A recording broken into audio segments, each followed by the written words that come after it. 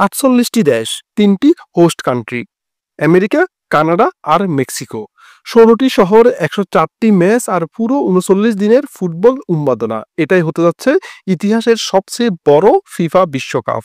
এই মহাযজ্ঞে এশিয়া থেকেও জায়গা পেয়েছে 8টি দেশ। আজকের ভিডিওতে দেখব কারা সেই 8 এশিয়ান প্রতিনিধি, তাদের ফিফা র্যাঙ্কিং এবং বিশ্বকাপ ইতিহাস।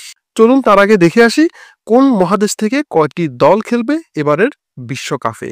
এশিয়া থেকে 8টি দেশ সরাসরি বিশ্বকাপে অংশগ্রহণ করবে, যারা অলরেডি তাদের বিশ্বকাপ খেলা কনফার্ম করেছে, এবং একটি দেশ ইন্টারকন্টিনেন্টাল প্লে অফে খেলার পর সুযোগ পাবে। আফ্রিকা থেকে 9টি দেশ সরাসরি এবারের ওয়ার্ল্ড কাপে খেলবে এবং একটি দেশ ইন্টারকন্টিনেন্টাল প্লে অফ খেলবে। ইউরোপ থেকে 16টি দেশ খেলার সুযোগ পাবে, তবে ইউরোপ থেকে কোনো ইন্টারকন্টিনেন্টাল প্লে অফ নেই। এছাড়া 2 আমেরিকা থেকে 6টি করে দেশ অংশগ্রহণ করবে। তবে নর্থ আমেরিকা থেকে 2টি দেশ খেলবে ইন্টারকন্টিনেন্টাল প্লে অফে এবং সাউথ আমেরিকা থেকে একটি দেশ খেলবে ইন্টারকন্টিনেন্টাল প্লে অফে। অন্যদিকে ওশেনিয়া অঞ্চল থেকে একটি দেশ সরাসরি বিশ্বকাপে কোয়ালিফাই করবে, একটি দেশ ইন্টারকন্টিনেন্টাল প্লে অফ খেলবে, দেন তারা যদি সুযোগ পায় তবে মূল পর্বে যাবে। জাপান, দক্ষিণ কোরিয়া, ইরান, উজবেকিস্তান, কাতার, জর্ডান, অস্ট্রেলিয়া এবং সৌদি আরাবিয়া। জাপান বর্তমান ফিফা র্যাঙ্কিং 19।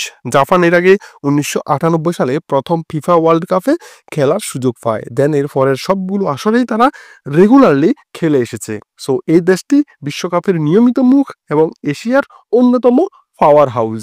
ভালো কিছু করার সম্ভাবনা যে কয়েকটা দলের রয়েছে, তার ওই ছোট্ট লিস্টে জাপান অন্যতম। এবং 2002 বিশ্বকাপে তারা সহ হোস্ট কান্ট্রি ছিল। জাপানের সর্বোচ্চ সাফল্য রাউন্ড অফ 16। ইরান বর্তমান ফিফা র্যাঙ্কিং 21। ইরান 1978-এ সর্বপ্রথম বিশ্বকাপ খেলে, দেন 20 বছর পরে আবারও তারা 1998-এ ওয়ার্ল্ড কাপে কোয়ালিফাই করে। এরপর 2006 থেকে 2022 পর্যন্ত প্রতিটি আসরে ছিল ইরানের অংশগ্রহণ, এবং এবারও তারা কোয়ালিফাই অলরেডি করেছে। Uzbekistan FIFA ranking 54। উজবেকিস্তান এবারই প্রথমবারের মতো বিশ্বকাপে খেলার সুযোগ পাচ্ছে। দেখা যাক উজবেকেরা কত দূর যেতে পারে। কাতার বর্তমান ফিফা র্যাঙ্কিং 53। কাতার 2022 বিশ্বকাপের হোস্ট কান্ট্রি হিসেবে বিশ্বকাপে অংশগ্রহণ করে এবং এবারের 48 দলের বিশ্বকাপে দ্বিতীয়বারের মতো সুযোগ পেয়ে তারা প্রমাণ করেছে যে তারা শুধু হোস্ট কান্ট্রি হিসেবে গতবার সুযোগ পায়নি, প্রতিযোগিতা করেও তারা ওয়ার্ল্ড কাপের সুযোগ পাওয়ার দাবিদার। সাউথ কোরিয়া বর্তমান ফিফা র্যাঙ্কিং 23। বিশ্বকাপে এশিয়ার সবচেয়ে সফলতম দল সাউথ কোরিয়া। 1954 সালে প্রথম বিশ্বকাপে খেলার সুযোগ পাওয়া সাউথ কোরিয়া 1986 সাল থেকে টানা প্রতিটি আসরে এশিয়ার প্রতিনিধিত্ব করেছে। 2002 বিশ্বকাপের সহ হোস্ট কান্ট্রি সাউথ কোরিয়া বিশ্বকাপের সর্বোচ্চ সাফল্য সেমিফাইনাল খেলা। সেমিফাইনালে তারা জার্মানির কাছে 1-0 ব্যবধানে এবং থার্ড প্লেস নির্ধারণী ম্যাচে তুর্কির কাছে 3-2 গোলে হেরে বিশ্বকাপ জার্নি শেষ করে। জর্ডান বর্তমান ফিফা র্যাঙ্কিং 62। উজবেকিস্তানের মতো জর্ডানও এবারই প্রথমবারের মতো বিশ্বকাপে খেলার সুযোগ পাচ্ছে। অস্ট্রেলিয়া বর্তমান ফিফা র্যাঙ্কিং 25।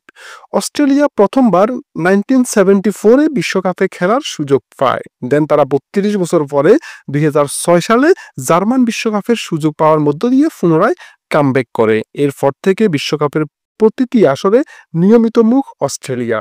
তাদের সর্বোচ্চ সাফল্য 2006 এবং 2022 বিশ্বকাপের রাউন্ড অফ 16-এ খেলা। 48 দলের বিশ্বকাপে নিশ্চয় ভালো কিছুর জন্যই চেষ্টা থাকবে তাদের, এবং সেই সামর্থ্য তাদের রয়েছে। সৌদি আরাবিয়া বর্তমান ফিফা র্যাঙ্কিং 59। মোট 5 বার বিশ্বকাপের মূল পর্বে খেলা সৌদি আরাবিয়া এবারও মূল পর্ব কনফার্ম করেছে। 1994 বিশ্বকাপের রাউন্ড অফ 16-এ খেলা সৌদি আরব 2022 বিশ্বকাপে অপ্রতিরোধ্য আর্জেন্টিনাকে হারিয়ে দিয়ে ওয়ার্ল্ড ওয়াইড তাক লাগিয়ে দিয়েছিল। পর্যায়ক্রমে আমরা আফ্রিকা, আমেরিকা এবং ইউরোপ থেকে কারা সুযোগ পেয়েছে বা কারা সুযোগ পাওয়ার সম্ভাবনা রয়েছে সেটা নিয়ে আমরা ভিডিও মেক করব। আপনার কি ধারণা এই এফসি অঞ্চল থেকে যে দলগুলো সুযোগ পেয়েছে তাদের সম্ভাবনা কতটুকু রয়েছে বিশ্বকাপে ভালো করার, তা কমেন্ট করে জানাতে পারেন। আল্লাহ হাফেজ, ভালো থাকুন, সুস্থ থাকুন, ধন্যবাদ সবাইকে।